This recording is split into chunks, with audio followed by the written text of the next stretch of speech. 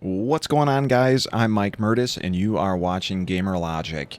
And ever since I got my Framemeister, I've wanted to do a couple of different things, and one of the things I think my channel is severely lacking in is some great arcade memories I've had. Now, I've shared my Street Fighter memories and probably like Killer Instinct and stuff, but never really some of the really great side-scrolling games, platforming games, or just the general plethora of arcade games, period, across all the different genres. And like I said, I got my Framemeister here, and I have my original Xbox hooked up to the Framemeister through component input here. And I thought that I would just go through some games and talk about my first time seeing it, my first time playing it, and if I've ever had the chance to physically play the machine again while I kind of play through it.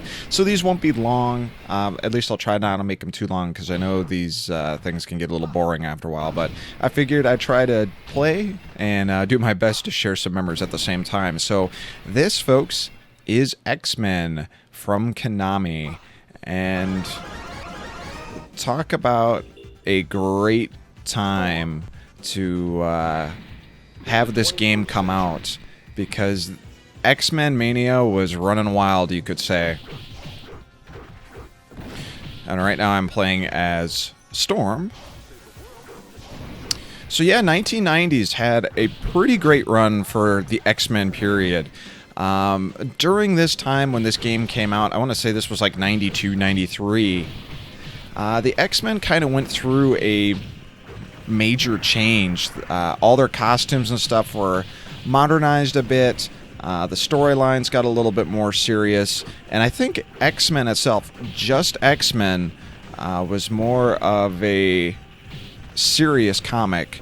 And the Uncanny X-Men was another one that was more modern, especially compared to what it was doing previously. Now, there was Uncanny X-Men, there was X-Men, and then there was also X-Men Classics that really followed suit with what you're seeing character-wise here on screen, with the old-school Cyclops, the old-school Wolverine, Nightcrawler, all of those characters. So that was kind of a turnoff for some people, that this game didn't feature modern X-Men, which was a bit of a bummer. But the reason I really got into X-Men was the X-Men animated Fox series that came out. And that was an awesome, awesome animated series featuring the X-Men. You know, there was other stuff that had Marvel superheroes out previously, like Spider-Man and Friends and stuff, but nothing really touched the epicness that the X-Men animated series had to it. And that's really how I started getting more and more into comics itself and exploring all the different characters. And wow, that would get me into Image and everything else. So yeah, a few different comic lines were running. There was a TV series, and then Konami announced that this game was coming out. And the first time I actually physically remember, well, not physically, but actually saw it in any shape or form was in the form of our monthly propaganda magazine, Nintendo Power. And they were running like an arcade special. I think it was the fact that Street Fighter II Champion Edition was coming out. And they were running other games with it as well. It was some arcade show. I can't remember what it was. It wasn't E3. It was something different. It was a show pretty much just dedicated to coin-op stuff. And in it, they showed this giant-sized 2-monitor widescreen X-Men cabinet, which I think supported up to 6 players. It might be 8, but I'm pretty sure it's 6. And it blew my mind because they described it as this Final Fight-like 6-player beat-em-up where 6 people all have their own X-Men to play as with their own special power, and they're all teaming up and they're beating the hell out of all these Sentinel robots and stuff. And I was like, oh man, that's amazing, that's cool. I really hope my arcade in town gets it. Well, a month or two afterwards, I'll never forget walking into my arcade and seeing this giant machine with 5 people all around the cabinet. Just giant size cabinet. It was amazing. And I remember going up there with my little brother, tokens in hand, and he got to play as Nightcrawler, and I got to play as Storm. And Nightcrawler is one of my favorite characters in this game, but Storm is as well. And it was just crazy, like, playing with 5 other people and just wrecking havoc on screen with all these different characters. It was so fun. They had the machine cranking. You could hear the soundtrack throughout the entire arcade. It was just such a cool experience. It was probably one of the coolest co-op experiences at the time that you could get at the arcade. Which, you know, there are other games out there. Obviously, like NBA Jam and stuff would come out later. But this was just a really, really, really cool experience. It really, really was. And I'll never forget going through most of the game with those players, and then getting the opportunity to play it again in Lake Geneva, which was also really awesome. And they had the difficulty cranked way down, so me and a couple people like blazed through this game pretty easy. And that's the thing. This is a fairly easy game to get through, especially if you have the tokens on hand, and especially if you have 6 players available.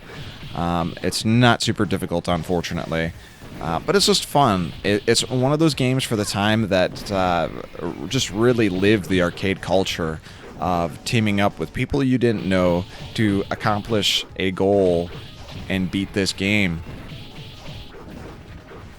One of the things I really remember being bummed out about this game was the fact that they never did a Super NES or hell, even a Genesis port of the game. And this game went unreleased for years and years until I think it had a Xbox Live Arcade release and probably a PSN release as well, where you could finally play it, and you could play it online with a bunch of people, which is pretty cool. I think it got panned just because, you know, everyone said it hasn't aged really well, which I disagree. It's still a classic fun beat 'em up. It's right up there with Teenage Mutant Ninja Turtles or whatever else. So obviously I played it again when it came out, but have ever had a chance to actually play a physical machine of X-Men again, that big-ass arcade machine that's out there? And the answer is yes. Scott at the Underground Retrocade, you walk up to his 2nd floor, and he has the full-size 6-player X-Men cabinet, and it is awesome. It plays great. It's a ton of fun. And that's probably one of my favorite cabinets at the arcade. I gotta ask him one of these days, because it's probably it was probably a bitch to get that thing upstairs. Who knows? Because that cabinet is huge. I don't know if it disassembles, you know, what it's like taking care of both those monitors, what it's like taking care of the harnesses on those things. I really don't know. But I always at least play through the first stage when I get there. And I'm trying to get a bunch of my buddies together so we can just all get on that machine at once and play. That'd be really, really cool. So yeah, that is my arcade memory about this classic game, X-Men from Konami, when Konami was great. Thanks for watching, guys. I'm going to keep beating up some Sentinels here.